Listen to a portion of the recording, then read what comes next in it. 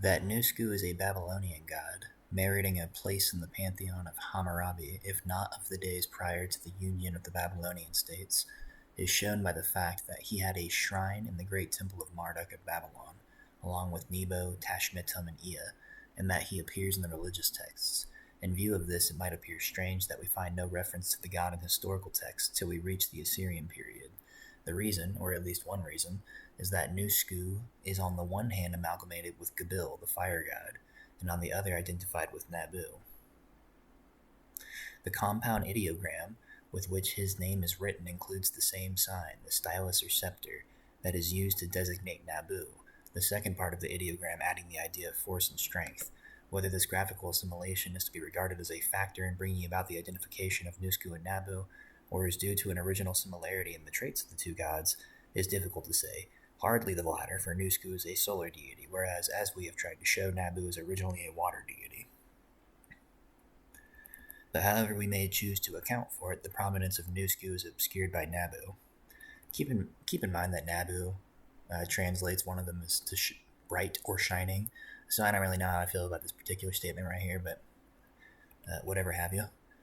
But however we may choose to account for it, the prominence of Nusku is obscured by Nabu, right? It's because it's the same god. As a solar deity, it is easy to see how we should have been regarded as a phase of the, how he, rather, should have been regarded as a phase of the fire god. And if the various other solar deities were not so regarded, it is because in the course of their development they were clothed with other attributes that, while obscuring their origin, saved them from the loss of their identity. Apart from the formal list of gods drawn up by Sargon and his successors, Shalmaneser II and Ashurbanipal are the only kings who make special mention of Nusku. The former calls him the bearer of the brilliant scepter, just as Nabu is so called, and again, just as Nabu, he is termed the wise god. The two phases of the ideogram used in his name, the scepter and the stylus, are thus united in the personage of Nusku precisely as in Nabu. On the other hand, the manner in which Ashurbanipal speaks of him reflects the mythological aspect of Nusku. In the religious literature, Nusku is the messenger of Bel Marduk, who conveys the message of the latter to Ea. From being the messenger of Bel, he comes to be viewed as the messenger of the gods in general, and accordingly Ashurbanipal addresses him as the highly honored messenger of the gods, but, combining with the mythological, the more realistic aspect of Nusku, refers to him also as the one who glorifies sovereignty, and who, at the command of Ashur and Belit, stands at the king's side to aid in bringing the enemies to fall. As for the fire god Jabil, with whom Nusku is identified, we have merely a reference to a month of the year sacred to the servant of Jabil. Okay. Let's see what else is worth mentioning. These parts of a ritual in which Jabil or Nusku appears prominently.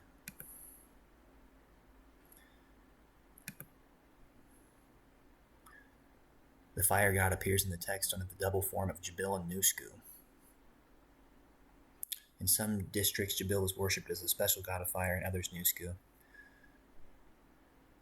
Yada, yada, yada.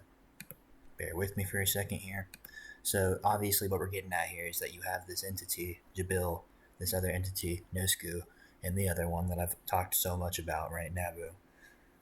It's all the same thing. Jabil, Nusku.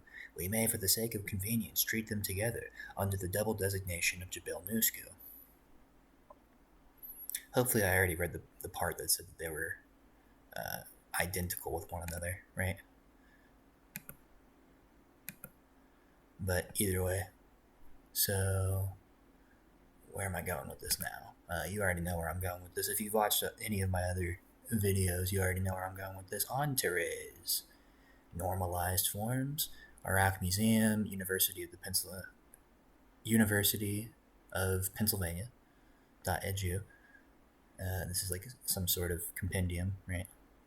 Written forms, Bilgi, Mul meaning star or asterism, Jabil, right? Normalized forms, Jabil. Antares. I mean, this is just another section of it. Or University of München. I guess they're sharing information around. Antares, normalized forms, Jabil. Okay, it's the fire god. Like I said, if you've seen anything else that I've talked about, then you already know what this is all about, right? Okay, so gonna tie it back in. Mm-mm-mm. Whilst in the Gishtubar epic, that's another name for Gilgamesh, Gishtubar epic, Eabani addresses his prayers to the sun god, so also Gishtubar, if accompanied by Eabani, Gishtubar himself, yada yada yada. It's talking about Gilgamesh.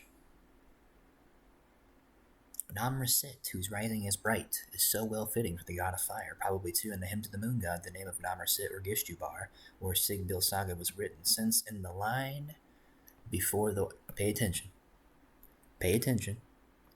in the line before the wife of the moon god, and in the following lines, the 7 Igigi and Anunnaki are named. The god and leader of these 7 gods was indeed Gabilgamesh, see above, or the god Jabil. That sounds familiar. That sounds familiar, doesn't it?